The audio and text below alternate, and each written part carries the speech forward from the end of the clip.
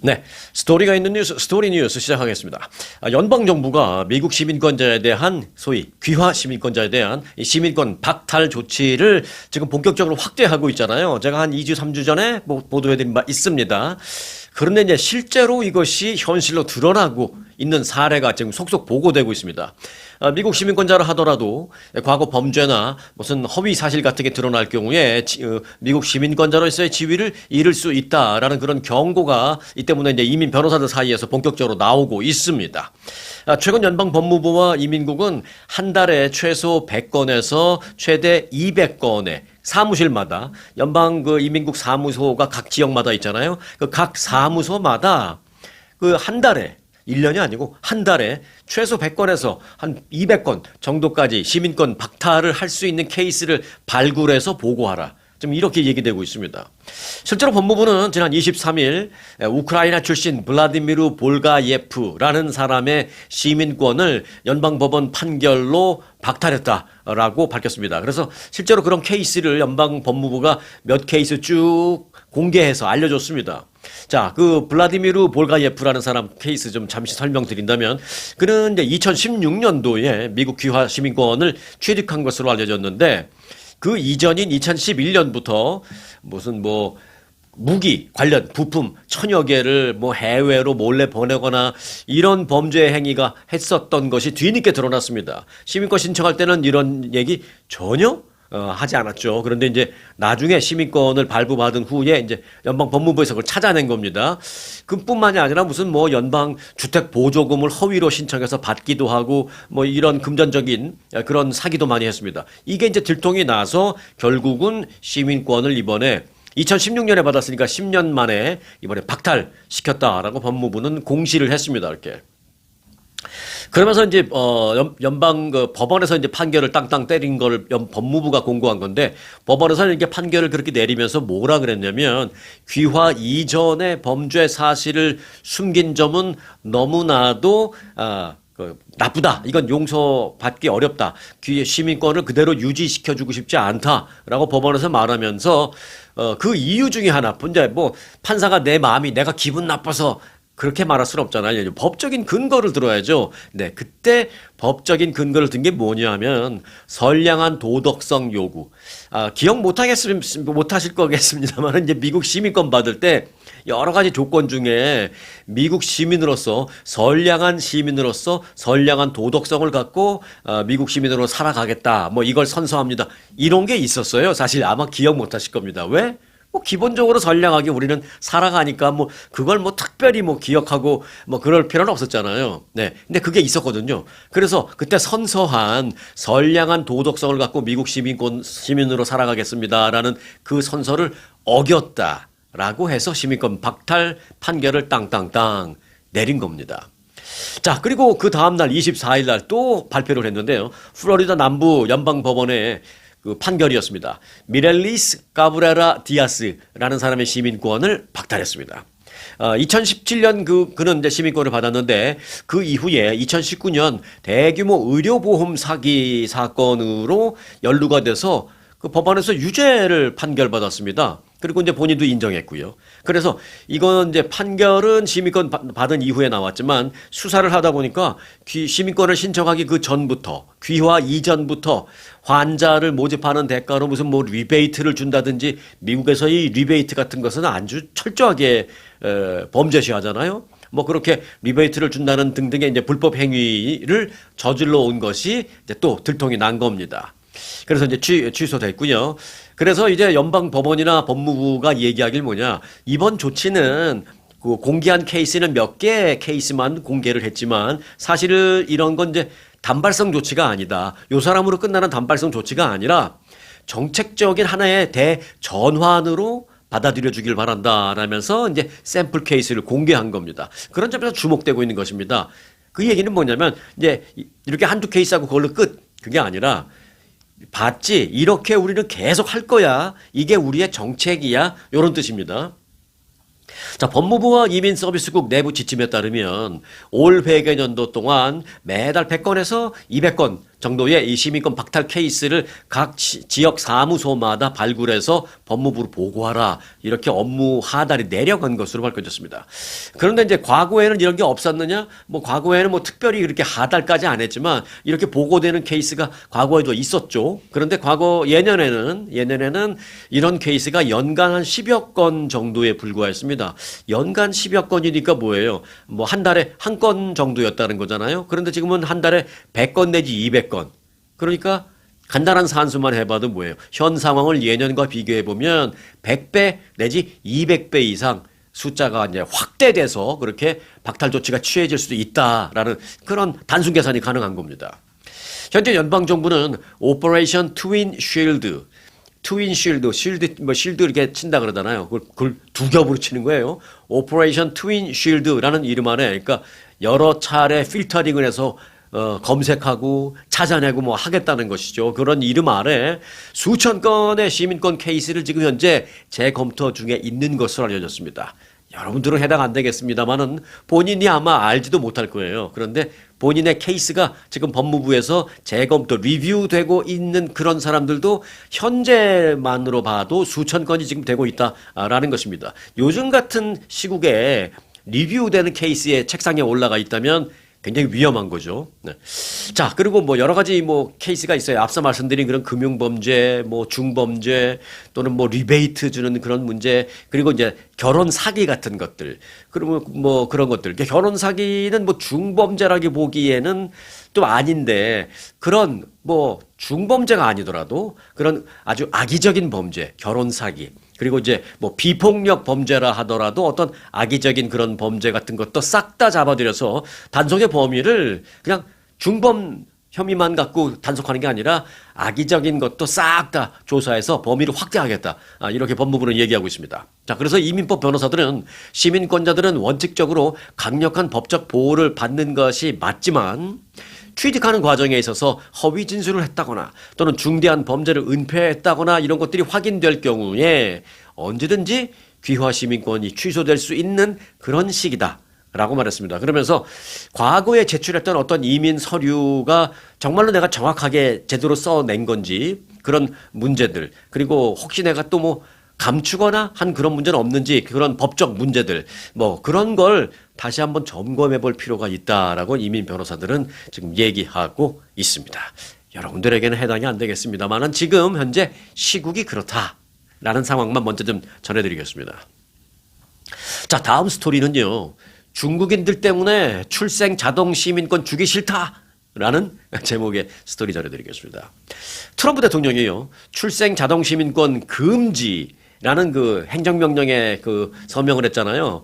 출생했다고 무조건 지금은 그렇죠. 출생하면 무조건 뭐 부모가 불체자라 하더라도 여기서 태어나면 시민권 자동으로 주는데 그걸 이제 금지하는 행정명령에 서명을 했는데 그 서명한 그 행정명령이 적법한지에 대한 그 심리가 지금 연방 대법원에서 벌어지고 있거든요.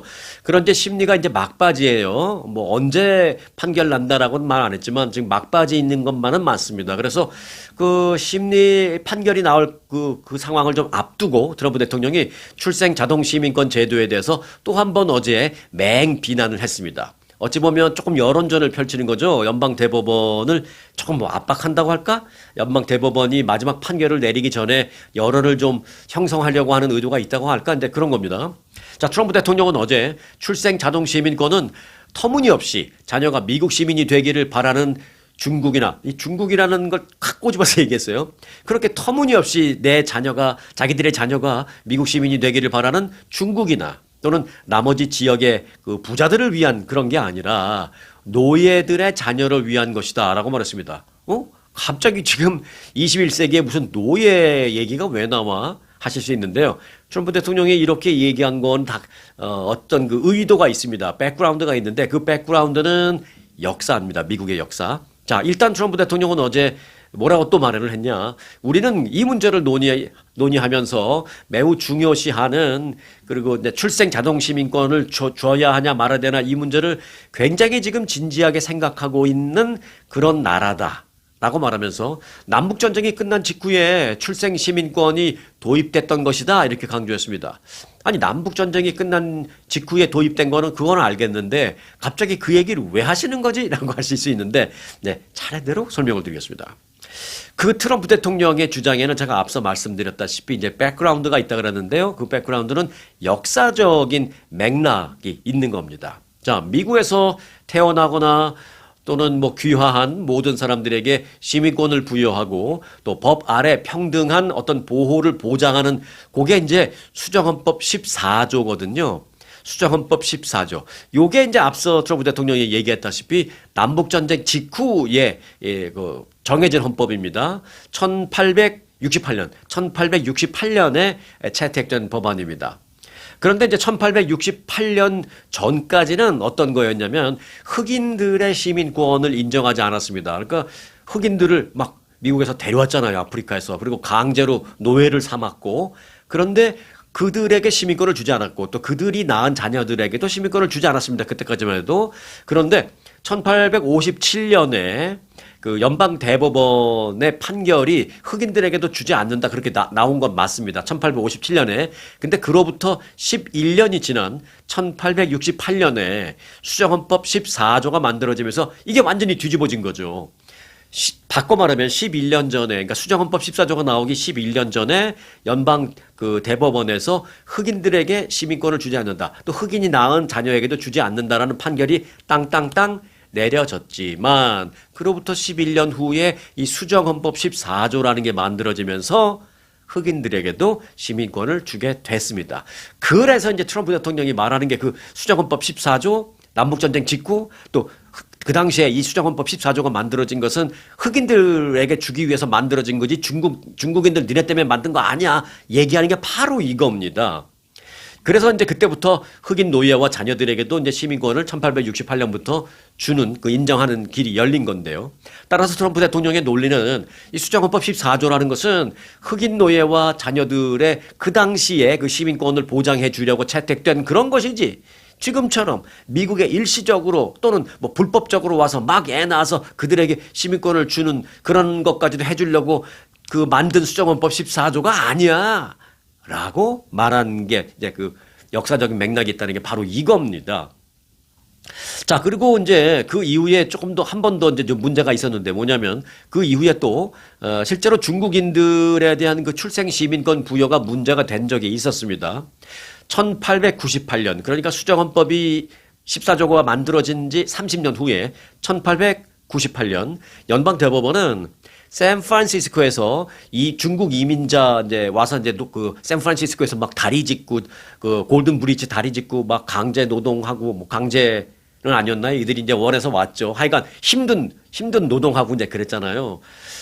그렇게 소위 말하는 와서 노동을 한 중국인 노동자, 뭐 중국인 노동자이면서도 이제 일단 뭐 이민자 1세로 볼 수가 있겠죠. 그들에게서 태어난 어찌 보면 2세 웡킴 아크라는 중국인이 있었는데 이 사람이 시민권을 막 안 주려고 하니까 그 이제 법원에 소송을 제기했거든요. 그때 이제 연방법원에서 수정헌법 14조를 적용해서 줘야 된다라고 해서 땅땅땅 줘야 된다라고 판결을 내렸습니다. 그래서 그때부터 중국인 노동자 자녀들까지도 쫙 이제 다 출생 자동 시민권을 받게 된 거죠.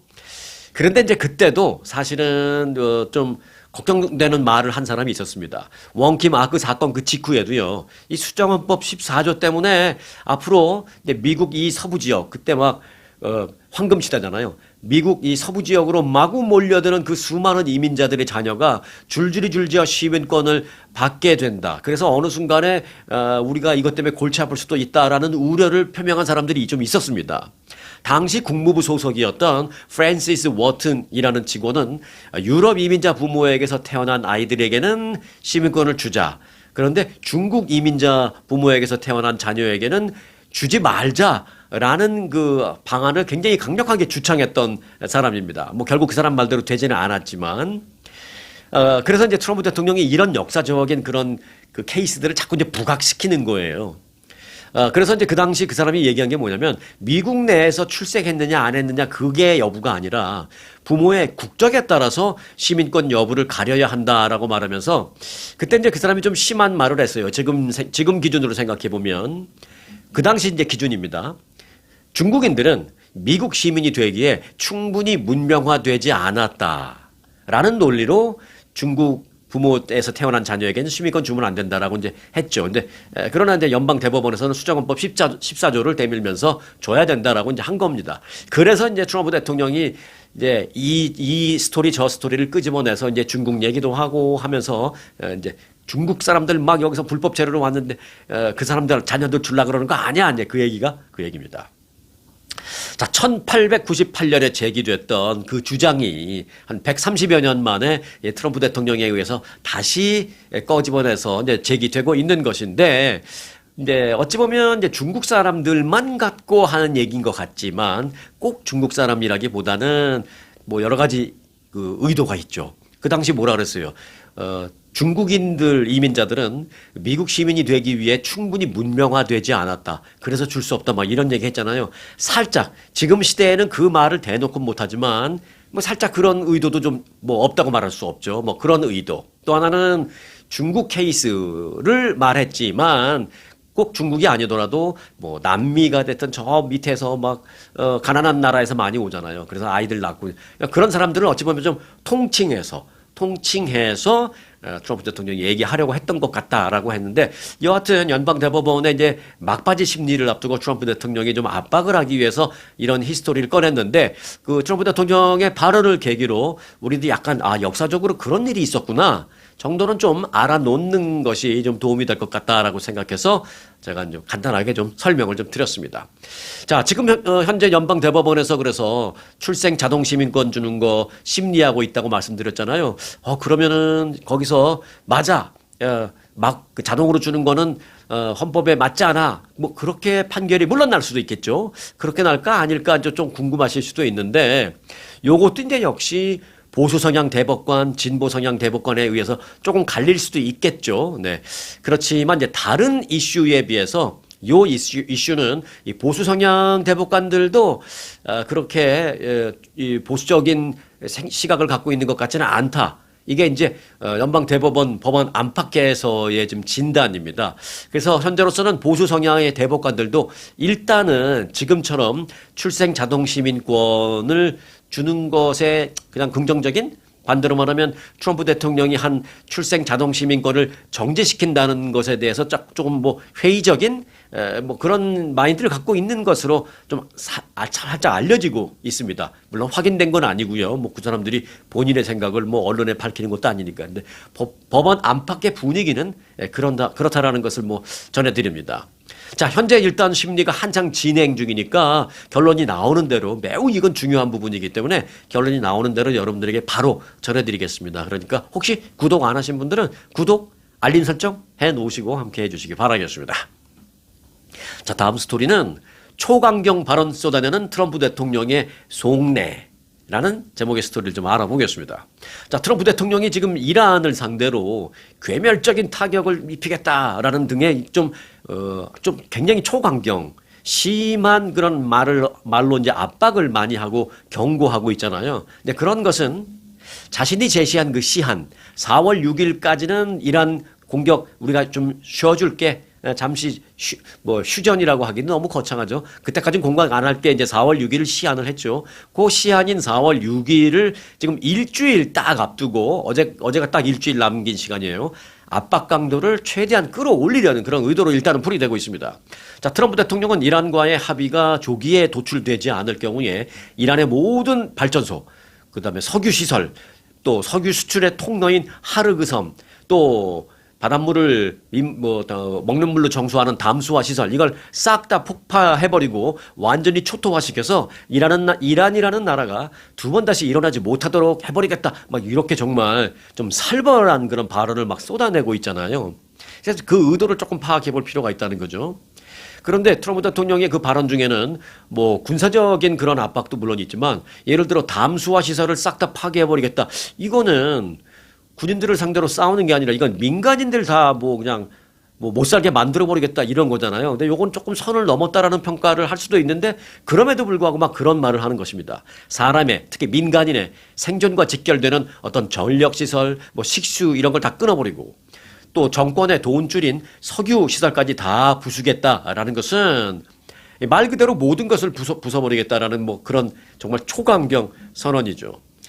지난 25일 처음으로 이제 48시간 동안에 공습 안 하겠다라고 했다가 요걸 이제 5일이라고 했다가 이제 열흘로 늘어났는데 그때 48시간 동안 공습 안 하겠다라고 했을 때는 그 48시간 동안에 합의가 안 되면 우리는 즉각 그 석유 발전소를 공격해버리겠다 이제 이랬었거든요. 거기까지는 오케이. 그런데 이번에는 공격 대상을 거의 모든 치명적인 민간 시설까지 다 이렇게 확대해서 민간 시설도 다 그냥 때려 부셔버리겠다 막 이러는 거예요. 그래서 왜 이렇게 나중에 정치적인 외교적인 어찌 보면 막 전쟁 범죄 얘기 논란까지도 나올 수 있는 그런 발언을 하는 이유가 뭘까라는 것이 이제 많은 사람들이 궁금해하는 것이죠.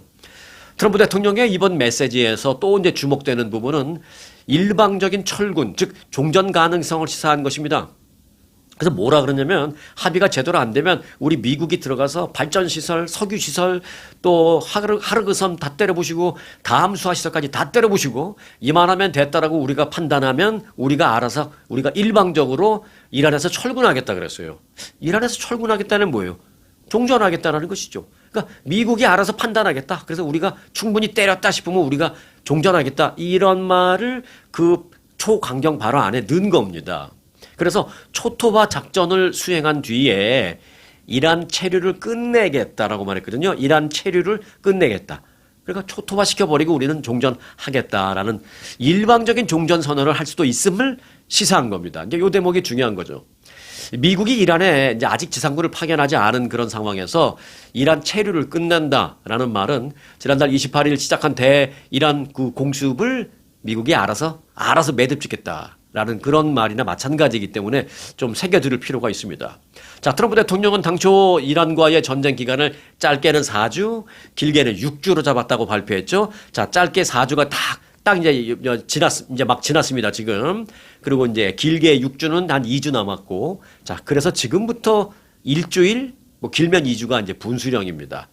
그래서 트럼프 대통령의 발언도, 초강경 발언도 지금 수위가 점점 높아지는 거예요. 그 높아지는 걸로 봐서는 이제 조만간 끝날 때가 됐구나라는 걸 생각해 볼 필요가 있습니다. 자, 전쟁은 이제 5주차에 접어들었는데 전쟁을 더 끌고 가기에는 미국 내부에서도 정치적, 군사적, 또 뭐 경제적 부담이 큽니다, 매우. 그래서 어떻게든 이제 출구 전략을 마련해야 하는 건 기정사실이죠.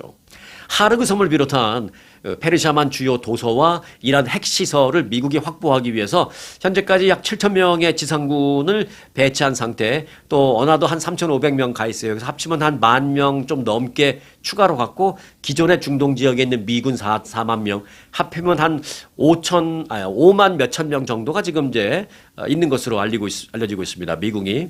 그런데 그럼에도 불구하고 막상 정말로 지상전이 시작하면 상당한 미군의 희생 그 리스크가 있게 되잖아요.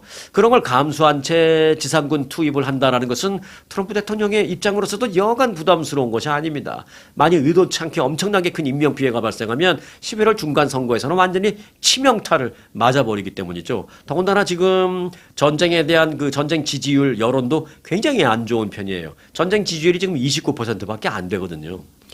자, 결국 최종 시한까지 합의가 불발됐다라고 미국이 판단할 경우에 대규모 공습으로 우리 미국이 지목한 그 시설들을 파괴하고 초토화시키면서 더 이상 이제 이란은 복구하기가 어렵게 우리가 만들어놨다. 그래서 더 이상 우리 미국의 그 해가 되지 않는 위협적인 존재가 되지 않는 그런 상황으로 우리가 만들었으니 우리는 승리한 것이다라고 승리를 선언하면서 종전을 일방적으로 할 수 있다. 뭐 이런 것입니다. 이제 물론 그 초토화 작전을 끝낸 뒤에 미군이 이제 그렇게 선언하고 이제 미군이 싹 빠졌다 하더라도 좀 골치 아플 수는 있어요. 왜냐하면 미군의 무슨 대이란 작전은 공식적으로 종료됐다고 하지만 이스라엘과 이란 간에 계속되는 무슨 주거니 받거니 공습, 보복 공습, 보복에 또 보복 공습 이거 뭐 계속 될 수도 있고요. 그러면서 그 와중에 이스라엘이 계속 미국한테 신호 보낼 수도 있고요. 또는 호르무즈 해협의 봉쇄 같은 게 이제 좀 장기화되는 등 뭐 여러 가지 그 시나리오로 전쟁 상황 같은 그런 상황이 계속 더 이어질 가능성도 있습니다. 그래서 이것까지도 잘 처리를 해야 되는 문제가 지금 어려운 숙제로 남아 있는 것입니다. 미군이 공세를 중단하면 이란 측이 호르무즈 해협 통제권을 행사하면서 중동 상황의 주도권을 뭐 오히려 가져버릴 수 있는 그런 어찌 보면 이란으로서는 잘 됐다. 이 기회에 내가 가뜩이나 우리가 경제 봉쇄 때문에 돈 없어서 힘들어 경제적으로 어려웠는데 미국이 이번에 때린 거를 핑계 삼아서 호르무즈 해협 먹어버려야지 뭐 이러고 있거든요 지금. 그래서 호르무즈 해협의 통행세를 받겠다라는 게 지금 거의 기정사실합니다. 유조선 한 척 지나가는 거에 200만 불 받겠다는 거 아니에요. 배 한 척에 200만 불. 뭐 그렇게 되면은 이제 뭐 이란은 1년에 뭐 수천억 달러를 법니다. 이란이 잘 사는 게 싫은 게 아니라 이란한테 들어간 그 돈이 어떻게 쓰일지가 걱정된다라는 것입니다. 그래서 이거 잘못하면 이게 벌집 쑤셔놓은 것처럼 될 수 있거든요. 이제 이런 부분이 지금 걱정되는 것입니다. 자, 그래서 결국 들게 되는 생각이 뭐냐. 이제 전쟁을 개시하는 것보다 그것을 어떻게 마무리하느냐가 정말 어렵구나라는 생각을 하게 됩니다. 소위 출구 전략, 이 출구 전략이 오히려 전쟁을 시작하는 것보다 더 어렵다라는 것을 좀 우리는 알게 됐고요. 지금 전 세계인들이 그래서 미국의 출구 전략을 눈을 부릅뜨고 좀 쳐다보고 이제 주시하고 있거든요. 그래서 지금부터 짧게는 2주일, 짧게는 일주일, 길어봐야 2주일. 이게 굉장히 중요한 것입니다. 1주나 지금 2주 요 전쟁 마무리를 그러니까 예를 들어서 수술할 때도 의사 선생님이 마지막 마무리를 깔끔하게 탁 해주면 회복도 빠르고 흉터도 안 남고 깔끔하게 되잖아요. 그런데 안에 수술은 잘했다 하더라도 뭐 봉합을 대충 잘못해갖고 거기서 그저 흉터 생기고 고름 생기고 뭐 얼룩지고 이러면 또 병원에 또 가서 재수술 받고 뭐 막 이런 일도 있잖아요. 그럴 일이 벌어져서는 안 된다라는 것입니다. 그래서 지금부터 1주 내지 2주가 미국으로서도 가장 중요한 시기가 되고 있다라는 점입니다. 그래서 여러분들 지금부터 1주, 길게 2주 꼭 뉴스를 아주 주시해서 봐주시기를 바라겠습니다. 자, 다음 스토리는요. 양심적 병역 거부를 검토하고 있는 현역 미군들. 이라는 스토리를 전해드리겠습니다.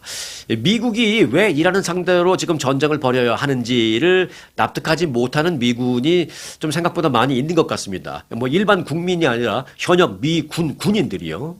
그래서 양심적 병역 거부를 이유로 그러니까 미국은 이제 자신이 지원해서 가는 거잖아요. 그러니까 이제 그것도 일종의 직장처럼 계약 기간이 있잖아요. 뭐 정확하게 모르겠지만 뭐 그래도 짧아야 뭐 한 2년 반, 3년 뭐 계약 기간이 있잖아요. 뭐 3년이라고 쳤을 때 내가 복무한 지 지금 2년 돼서 아직도 한 1년이 남았는데 예를 들어서 그런데 나는 조기 제대해버리고 싶은 거죠. 왜? 지금 이 전쟁 상황을 납득하기가 너무 어렵다. 뭐 이런 겁니다. 그래서요, 양심적 병역 거부를 이유로 내가 계약 기간을 깨고 조기 전역이 가능한지를 문의하는 문의 전화가 이번 이란 전쟁이 발생하기 전에 비해서 지금 1000%가 늘어났답니다. 1000%가 급증했답니다. 양심적 이 병역 거부자 이 권리 옹호를 위한 미국 시민단체가 있어요. 양심과 전쟁센터라는 그 시민단체인데 거기 소장이자 본인도 이라크 전쟁 참전 용사인 마이크 프라이스너라는 사람은요. 최근 몇 주 사이에 양심적 병역 거부에 대한 현역 군인들의 문의 전화가 1000%가량 증가했다라고 말했습니다. 그러면서 그는 전화를 걸어온 군인들 대부분은 이란에서 발생한 그 초등학교 그 폭격 사고 있잖아요. 거기서 한 150명 넘는 어린아이들이 그냥 막 폭사했잖아요. 그 폭격 사고 소식을 들은 후에 그 소식 직후부터 그게 전환점이 돼서 내가 너무 심각하게 스트레스를 받아서 제대하고 싶다라는 전화가 그때 이후에 급증했다라는 것입니다. 이 프라이스너는 전화를 걸어온 군인들은 명분 없는 전쟁 때문에 내가 죽을까봐 두렵습니다라고 말한 사람은 없었답니다. 다시 말씀드릴게요. 명분 없는 전쟁 때문에 내가 죽을까봐 두렵습니다. 그래서 난 제대하고 싶습니다. 이렇게 말한 사람이 한 명도 없고 뭐라 그랬냐면 정당성이 없는 전쟁에 내가 파병 가서 거기서 내가 이 정당성이 없는 전쟁에서 차출돼서 거기서 내가 누군가에게 총을 겨눠야 하고 누군가에게 총을 쏴야 되는 그런 상황이 나는 너무 두렵습니다. 이렇게 말하는 사람이 100%였다. 라고 말하고 있습니다. 물론 이제 뭐 이 사람 말을 뭐 우리가 다 기록을 본 건 아닙니다. 이 사람 말이 그렇습니다. 이 사람 말이. 자, 미군과 그 가족들에게 상담 서비스를 제공하는 또 비영리 단체 GI 권리 상담 핫라인이라고 있습니다. GI가 이제 미군들을 말하잖아요. 네, GI 권리 상담 핫라인의 그 상담 전화를 받는 사람 스티브 울퍼드라는 사람도요. 지금 최근 들어서 이 전화가 매일 하루 종일 쉴 새 없이 걸려오고 있다. 이렇게 말하고 있습니다. 그러면서 지난해 주 방위군이 미국 내 여러 지역에 배치된 후에 문의 전화가 조금씩 늘기 시작하더니 최근 들어서 급증했다. 이렇게 말하고 있습니다. 이들은 카리브해에서 보트를 격침시키고 불법 뭐 무기나 뭐 이런 거 불법 약물이나 이런 거를 실어 나른다고 미국이 그냥 공중에서 폭파시켜 버리잖아요. 보트 격침, 또 베네수엘라 대통령을 생포하는 것 등을 어떤 정당한 방어다, 미국을 위해서 정당한 방어다라고 본인이 이게 받아들이는 데에 좀 어려움을 겪고 있다라는 어떤 심리 상담을 많이 하고 있다라는 것입니다. 그래서 이 같은 경향은 이란과의 그 전쟁 국면에서 최근에 더욱 심화되고 있다라고 이 상담원은 밝혔습니다. 또 이제 참전용사 단체들의 그 반전 운동도 지금 굉장히 늘어나고 있습니다. 버지니아주 노폭의 그 한 프리웨이 옆에는요, 현역 군인과 현역 주 방위군은 불법적인 명령을 거부할 의무가 있다. 뭐 의무까지는 그랬죠. 불법적인 명령은 뭐 거부할 수 있다라는 내용의 대형 전광판이 거기 세워져 있습니다. 이는 평화를 위한 참전용사라는 그 단체가 있는데 이 단체가 막 기부금을 받아서 돈 들여서 세운 겁니다. 근데 뭐 버지니아주 노폭에 있는 그 프리웨이만 있는 게 아닙니다. 샌디에고에도 이게 프리웨이 옆에 세워져 있고요. 시카고에도 하나 있고 뉴올리언스에도 있고 여러 가지 있습니다. 이게 다 최근에 세워진 거예요. 테러와의 전쟁 초기에 지난 9.11 테러 이후 테러와의 전쟁 초기에 101 공수사단에서 복무를 했었던 클레이튼 타이라는 사람이 있습니다. 이 사람은 이번 전쟁을 정당화할 근거를 나도 나름대로 열심히 찾아보고 있지만 아직까지 어떤 타당성을 좀 찾지 못하고 있다라고 말하면서 헤그세스 국방장관은 현행 미군의 교전 수칙이 너무 어리석다라면서 적에게 자비를 베풀지 마라, no mercy 라고 이제 계속 강조를 하고 있는데 그것은 내가 생각하는 전통적인 우리 미군의 모습은 아니다라면서 안타까움을 표현하고 있습니다. 자, 여하튼 여러분들이나 저나 생각은 다 같을 수 있고 다를 수 있고 그렇습니다만 우리는 일단 민간인 신분이니까 그렇다고 치고요. 현역 신분인 그들이 정말로 이런 그 스트레스를 받고 있다면 전 그건 문제죠. 그래서 현재 그 미군에 소속되어서 복무하고 있으면서 이번 이란 전쟁에 대해서 명분 없는 전쟁이라고 생각하고 있는 다수 머저리티는 아닐 거라고 생각합니다. 비록 소수지만 그렇게 생각하고 있는 그들. 그래서 그 명분 없는 전쟁에 차출될까봐 두려워하고 있는 그들의 심정이 참으로 안타깝다. 그래서 오죽하면 어떤 방법으로도 미리 조기 제대할 수 있는 방법이 없을까? 막 상담 전화. 그 수화기를 드는 그들의 심정은 어떨까라는 생각을 한번 해보면서 좀 안타까운 그런 상황이다라는 생각도 하게 됩니다. 자, 공화당의 차기 대권 주자는 스토리 전해드리겠습니다. J.D. 벤스 부통령이 보수 진영 최대 연례 행사인 그 CPAC 행사에서 실시된 그 차기 공화당 대선 주자 선호도에서 1위를 차지했습니다. 자, CPAC 비공식 여론조사 결과 투표에 참여한 행사 참석자 가운데 약 53%가 J.D. 벤스 부통령을 차기 대통령 후보로 선택했습니다. 마코 루비오 국무장관은 35%의 지지를 얻어서 2위를 기록했는데요. 비록 마코 루비오가 2위지만 상당히 고무적인 것은 마코 루비오 국무장관은 한 8, 9개월 전만 해도요. 차기 공화당 대선 후보 이런 거 했을 때 한 3%? 4% 많아야 한 5% 정도밖에 안 나왔었어요. 한 8, 9개월 전만 해도. 그런데 그 8, 9개월이라는 짧으면 짧다고 말할 수 있는 그런 기간 동안에 그 35%까지 올라왔다는 것은 상당히 좀 눈여겨볼 만한 대목이다. 이렇게 볼 수가 있겠습니다. 여하튼 현재로서는 J.D. 벤스가 53%, 마코 루비오가 35% 이렇게 좀 나왔습니다.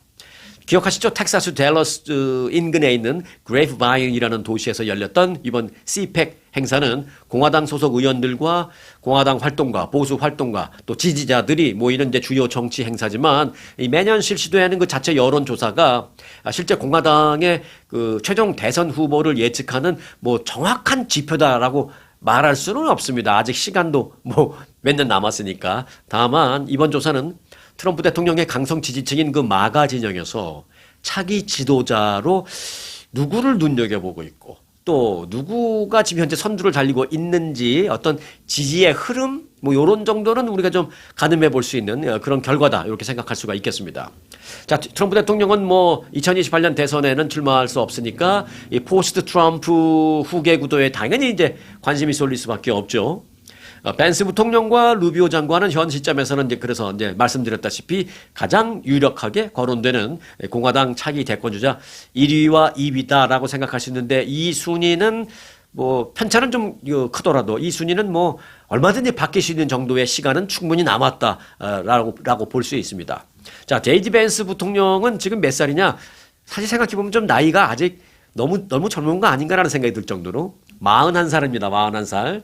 자, 근데 뭐 나이가 중요한 건 아니고요. 이제 제이디 벤스 부통령은 잘 아시다시피 이제 특징은 뭐냐? 힐빌리.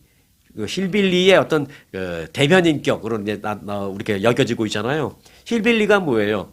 저 가난한 백인 노동자 계층, 가난한 백인 노동자 계층 힐빌리 출신으로 입지전적인 인물로 지금 알려져 있습니다. 그래서 이제 그런 면에서 다음 대선에 나가면 그 노동계층 유권자들의 지지를 많이 끌어올 수 있다. 그런 장점이 있다. 뭐 이렇게 이제 평가를 받고 있고요.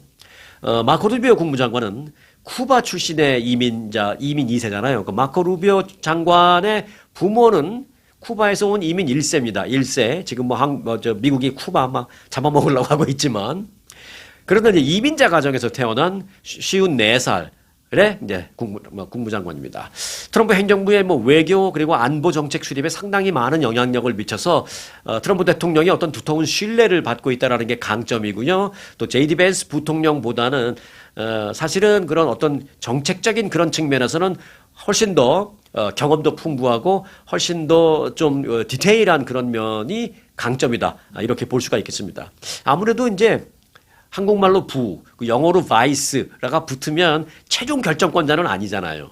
대통령이 있으니까 부통령은 최종 결정권자는 아닌데 이제 장관의 경우에는 그 해당 부서에서만큼은 그래도 자기가 최종 결정권자잖아요. 그러니까 이제 어떤 면에서는 일을 진행시켜 본 경험이랄까 뭐 이런 것에 있어서는 부통령보다는 국무장관이 좀 더 경험적인 측면에서 인정해 줄 수 있지 않을까 뭐 이런 그 평가도 많이 받아서 지금 뭐 두 사람의 장단점이 좀 극명하게 좀 다른 그런 상황입니다. 어찌 보면 두 사람 다 장점 같은 걸 좀 잘 살리면 좋은 그런 거죠. 여하튼 지금 상황은 이제 그렇다라는 것입니다.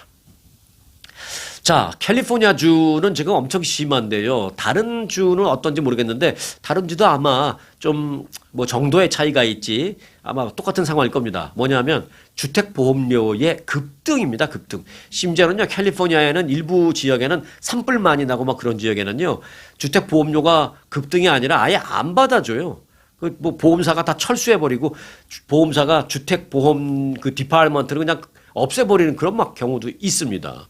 그래서 보험 못 드니까 막 여기저기 쇼핑하고 다니다가 어떤 이상한 보험회사가 막 비싸게 내놓으면 할 수 없이 그거 들고 막 이런 경우도 있습니다.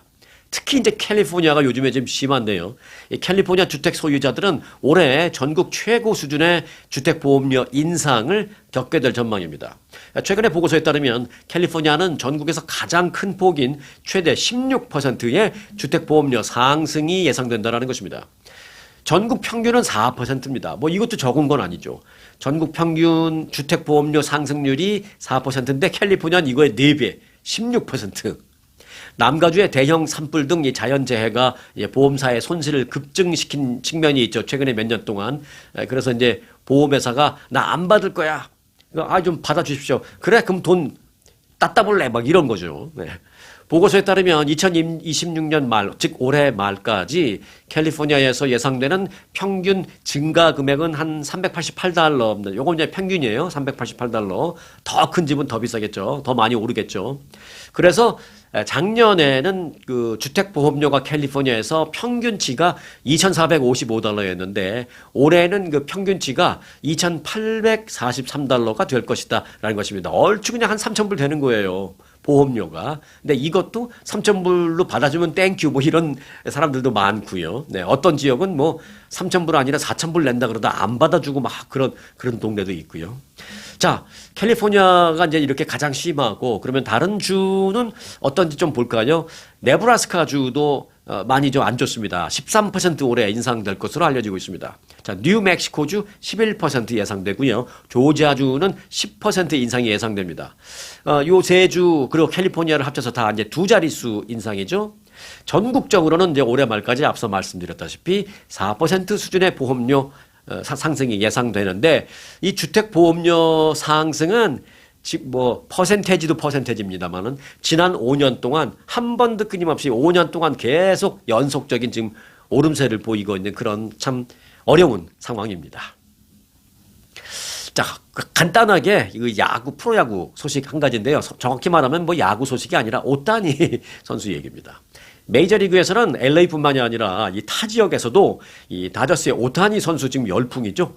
네, 그래서 이제 다저스가 이런 열풍을 감안해서 이 오타니 기념 컵, 뭐 약 그 머그처럼 생긴 큼지막한 기념 컵 머그를 엄청나게 팔았는데 이게 지금 말이 좀 많이 있습니다. 결국 LA 다저스가 결국 판매한 그 오타니 기념컵이 가격 논란이 심하게 일자 조건을 대폭 수정했습니다. 가격도 조금 낮추고 베네핏도 좀 주면서 어떤 베네핏이 있었냐면 이거를 LA 다저스 구장에서 이제 오타니 기념 머그컵을 이제 사면 산 그날만큼은 파운틴에서 나오는 그 소다수, 탄산음료, 소다수를 무한 리필로 받아 먹을 수 있었습니다.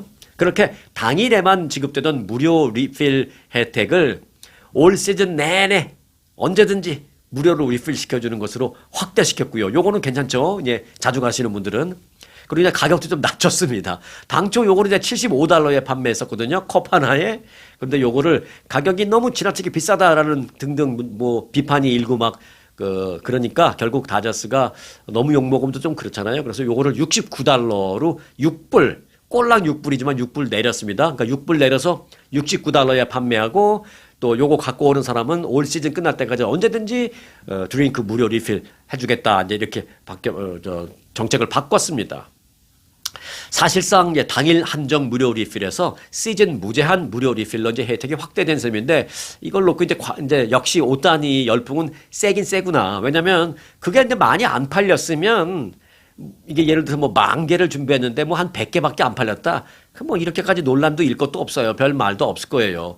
그런데 워낙 많이 팔렸기 때문에 이걸 사간 사람들이 워낙 많으니까 이 사람들이 막 벌떼같이 컴플레인을 쏟아내니까 결국 다저스도 정책을 바꾸는 겁니다. 그만큼 오타니의 기념 컵이다 그러면 엄청나게 팔려나가고 뭐 기념 저지다 하고 엄청나게 팔려나가고 그래서 오타니의 인기를 실감할 수 있는 것 같다라는 생각이 들기도 합니다. 자, 끝소식 하나 짧게 전해드릴게요. 혹시 성우 구민 씨라고 기억하시나요? 뭐 요즘 젊으신 분들은 아마 잘 모르실 겁니다. 그런데 50대도 잘 모르시지 않을까요? 50대 중후반 되면서 60대, 70대, 80대 뭐 이런 분들은 뭐 당연히 기억하실 거예요. 저도 어렸을 때 초등학교 때 이렇게 학교 가기 전에 아침밥 이제 식구들하고 앉아서 아침밥 먹을 때 보면 라디오 할아버님이 라디오 이렇게 틀어놓으면 라디오에서 이렇게 드라마가 나오고 막 그랬던 그 어렵던 기억이 있습니다. 그 정말 오래전에 이제 TV가 대중화되기 전에 라디오가 대세였던 시절이었잖아요. 그때 아주 유명한 성우죠. 그야말로 탑스타죠, 탑스타. 지금 아이돌 스타 저리 가라. 그때는 이제 드라마도 라디오로 즐기던 그런 시절이었는데 사실 전문가들은 그런 얘기해요. TV보다는 라디오를 많이 듣는 게 훨씬 더 상상력을 확대시킨다든지 뭐 지능 개발 같은 거에 도움이 된다. 그래서 TV보다는 라디오를 많이 들어라. 뭐 이런 얘기를 많이 합니다. 그래서 제 영상도 뭐 그냥 보시는 것도 좋습니다만은 보시기보다는 이렇게 소리를 듣게 하고 다른 일 하시면서 듣는 것도 좋다고 저는 그렇게 말씀드립니다.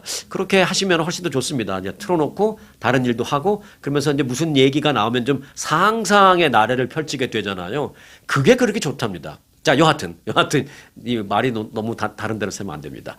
여하튼 그렇게 한국의 그 라디오 드라마의 황금기를 이끌었던 1세대 성우 구민이라는 분이 별세했다라는 안타까운 소식입니다. 향년 94세로 돌아가셨습니다. 장수하셨죠. 이쯤 되면 호상이라고 할 수가 있겠네요. 그래서 이쯤 되면. 고인은 오래전에 이민 오셔서 LA 인근 오렌지 카운티 어바인에 오랫동안 사셨는데 지난 25일 어바인에서 별세했다라는 소식입니다. 고인은 그 성우를 하면서 젊었을 때부터 여러분들 기억하시죠? 젊었을 때부터 노인 목소리를 그렇게 많이 내셨어요. 그 중후한 저음이라서. 그래서 이제 지금은 JTBC로 됐지만 아주 오래전 그 당시에 TBC라는 방송이 있었잖아요. 그 TBC라는 라디오에서 광복 20년에서 이승만 전 대통령 그 목소리를 완벽하게 재현해내면서 그때부터 전국적인 스타로 떠올랐죠. 저도 광복 20년은 기억이 나요. 그 가수 최희준 님이 그 주제가를 불렀던 것으로 기억납니다.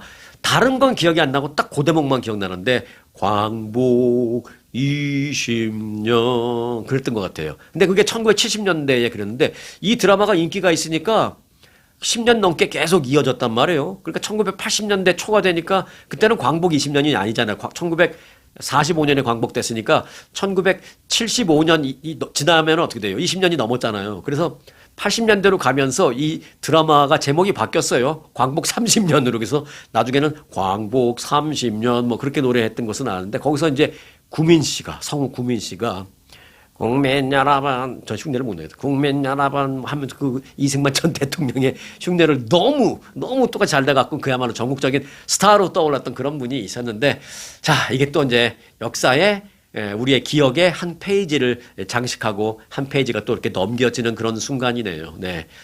혹시 여러분들 기억하실지 몰라서 제가 말씀드렸습니다. 성우 구민 씨의 어바인에서의 별세 소식을 전해드렸습니다. 삼가 고인의 명복을 빕니다. 자, 오늘은 여기까지 하겠습니다. 오늘도 편안한 하루 되시기 바라겠습니다. 끝까지 여기까지 함께 봐주신 여러분들에게 특별히 감사 인사를 드리겠습니다. 오늘 영상 마칩니다. 아주 특별한 아주 즐거운 아주 기분이 좋은 아주 편안한 아주 행복한 아주 추억의 남을 같은 코스 같은 일정이라도 추억은 차이가 납니다. 고객 만족도 1등 아주 투어. 내 인생 최고의 순간일진 여행 아주 좋은 아주 투어 아주 좋은 213-388-4000